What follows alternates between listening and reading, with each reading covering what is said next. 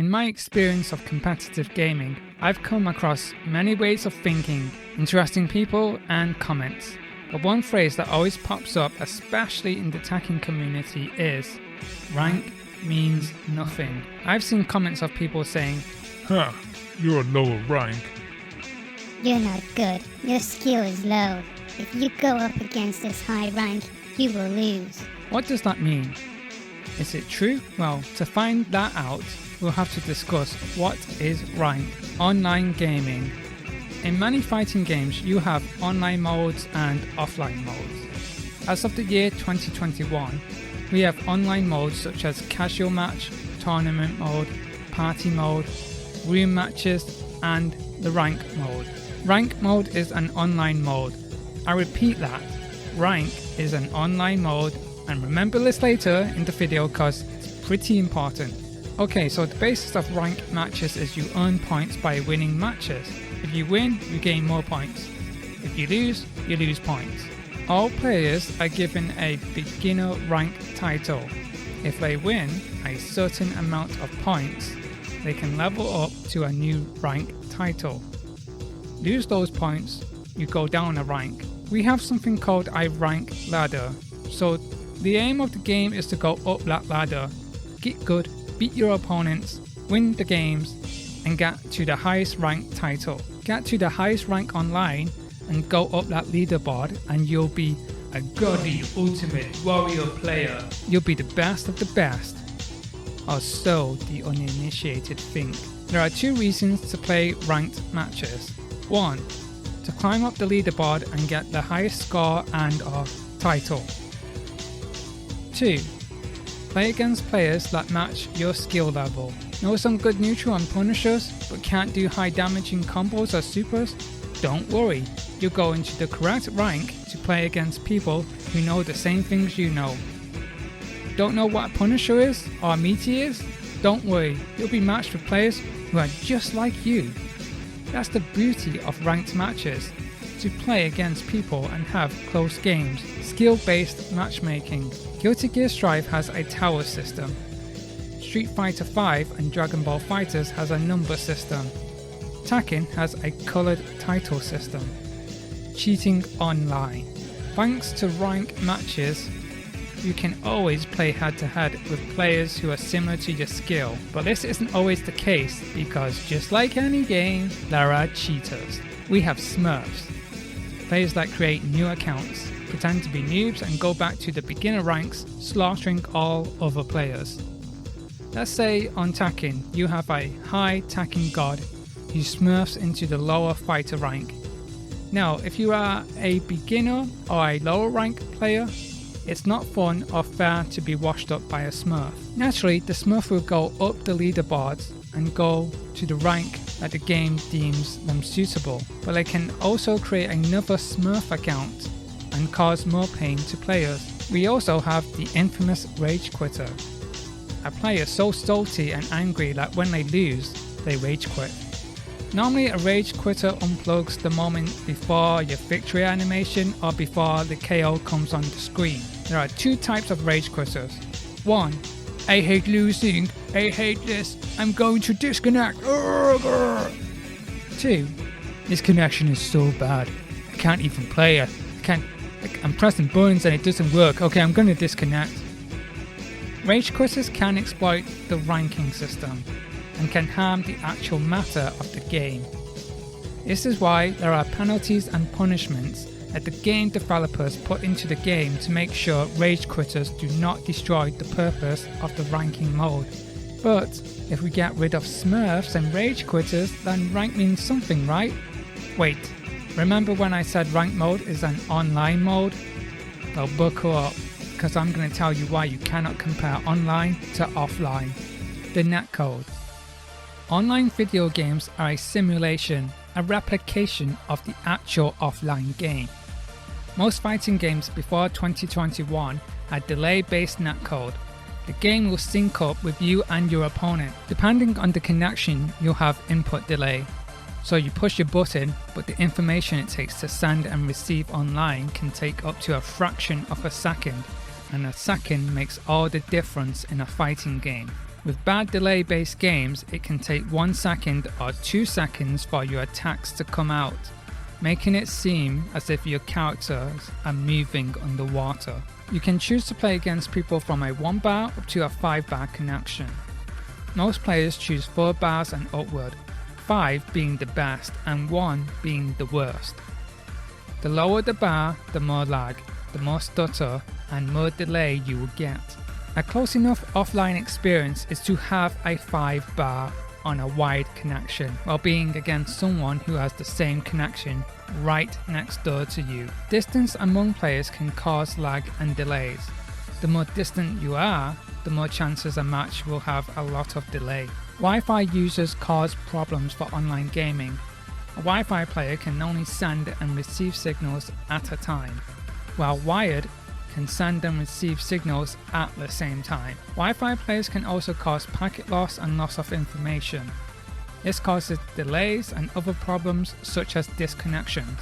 Not to mention, you can have a great internet connection and router, you can have 5 bars and you're wired, all is good. But if someone in your household is streaming Netflix or videos, or another person is downloading files, this will cause problems to your match, turning your 5 bar into a 3 bar. This goes for all players. It's even worse when on Wi-Fi. Online differences. Did you know you can have online combos? Combos that you can only do online? For example, if I play Goku on Dragon Ball FighterZ with 4 frames of delay, I can do this, because this is what happens on delay-based netcode. In Tekken 7, I can do this combo on a 5 bar connection, but on a 3 bar or 4 bar, I can't do this juggle. Sometimes the timing is off, making me drop the combo. The delay can change the gravity of the game. I can do this combo on 3 bars, but it's impossible to do on a 5 bar. In Guilty Gear Xrd, it takes a second longer to R-dash. It feels as if the gravity is stronger, so R-dashing doesn't come out as fast as it should. In Dragon Ball FighterZ, you can tack escape out of a combo if there is an opening, but because of the delay, it takes a second. It actually takes longer to tack out of it. This can cause all sorts of problems. Put Wi-Fi into mix and you get bad connections / netcode. You could be playing an online game that goes from 5 bars to 3 bars, goes from 2 frames of delay to 7 frames of delay in seconds. Boom, your combo route's literally changed. Combos you practice and done can no longer be performed. Yes, your combos can be changed, and we all know a combo is very important in fighting games. Look at Marvel and Dragon Ball FighterZ. The games are based on combos. In Tekken 7 Season 1, you cannot react to Brian doing a sweep on a 4 lower bar connection. I mean, you've probably seen it and timed the button correctly, but thanks to the delay, it didn't go through. Your punishers can be screwed. Your punishers can be screwed or because the delay has eaten your input. Problems with rollback. The rollback netcode is a godsend to gamers. However, it is still an online experience. Therefore, it is still a simulation of the offline experience. Instead of delay-based frames, we have rollback frames. The more rollback frames your opponent has, the more frames of animation the character will skip. In Guilty Gear Strive, 2 to 3 frames of rollback is actually good, but the more frames of rollback equals a more quicker opponent. So if you have a player who has over 5 frames of rollback, you're going to have to react fast. If you are up against a player with 10 frames of rollback, it is basically impossible to react. Everything I have mentioned up to this point are reasons why the integrity of online games should not be taken seriously. You will never get a true offline experience. Do not compare an online player to an offline player. Does rank matter? I remember someone told me that I wasn't good at Dragon Ball FighterZ and that I would get washed up by a Super Saiyan God rank. However, I actually slaughtered Super Saiyan Gods before, and here's me going head to head with a Super Saiyan Rose, a rank that is higher than a Super Saiyan God. So in conclusion, he was very wrong, and maybe I'm actually good at the game. I don't know, I don't care. What I do know is you cannot use ranking as a measure of skill. In Tekken 7, I can go up against a Tekken God and destroy them.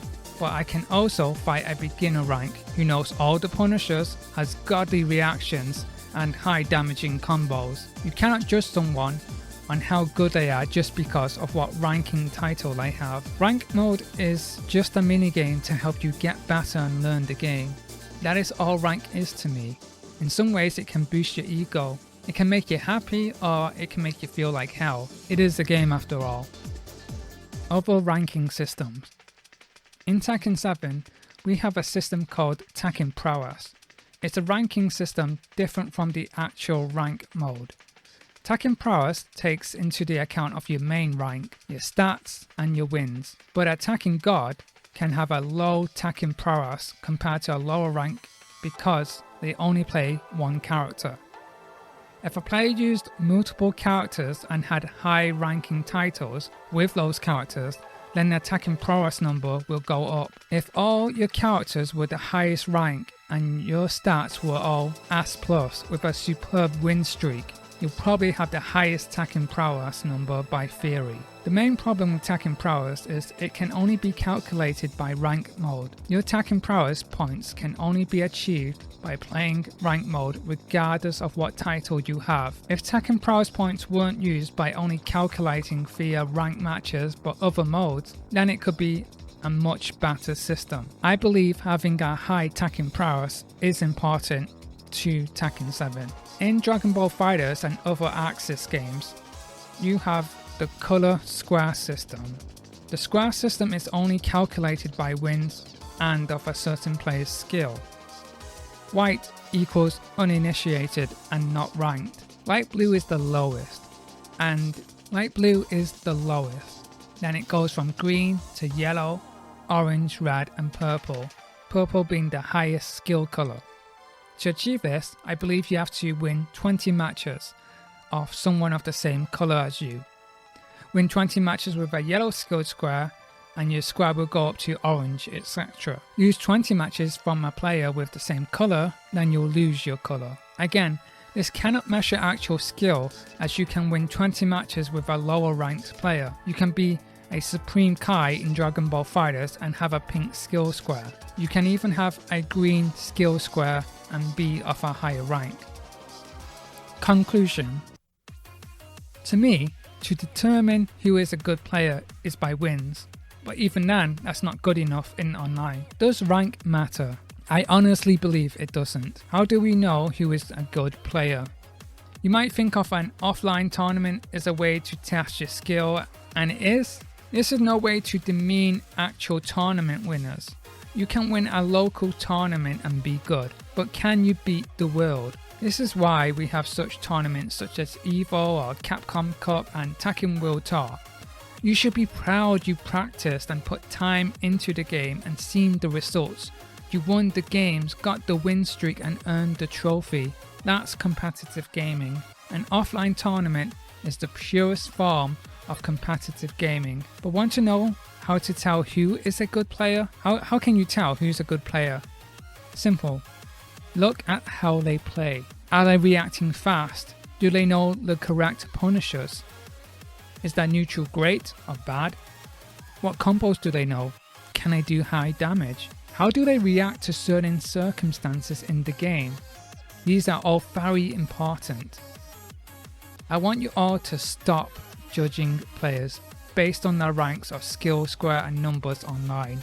Judge them purely on how they play and think about the factors of online play. If a Tekken God got punished and countered by a beginner rank, that beginner rank was the better player. They won the match. To me, online rank doesn't matter. No matter how big or small your rank is. Doesn't matter if you are a noob or a button masher. Doesn't matter if you're a pro player. If you can beat me in a best out of 5, then you are the better player by default. The only person you should compare yourself to as a player is yourself or the person you were yesterday. Don't compare yourself to others. Learn the game, practice, have fun, and you will naturally get better at the game. Thank you for watching.